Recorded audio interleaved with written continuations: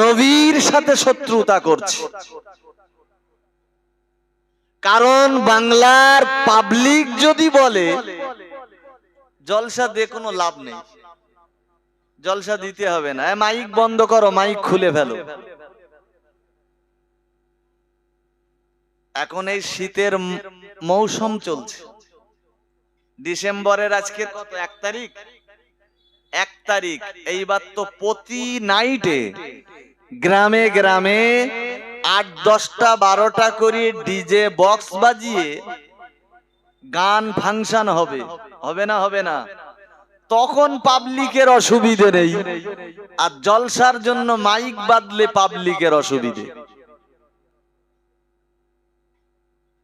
শুনছেন কথা?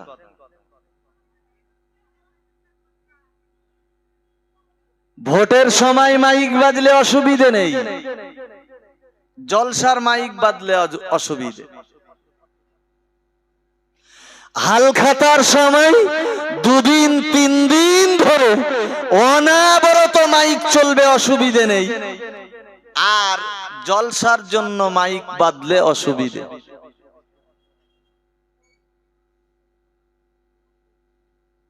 কি কথা ঠিক বলছি না ভুল বলছি?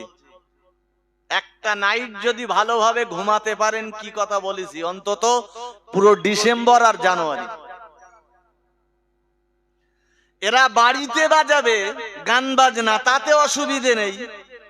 আর গ্রামে যুবকরা মিলে ভিক্ষে করে নবীর শানে একটা জলসা দেবে, বলে আমার বাড়ির পাশে মাইক বেঁধো না। তাহলে মাইক কি ওই কবরস্থানে যেই বাঁধবে? কথা বলেন, ওয়াজ কবর খোলাই হবে? যারা মরে গেছে ওদের শোনাই, নাই ওদের বলি তোরা একটা মিলাদ দে।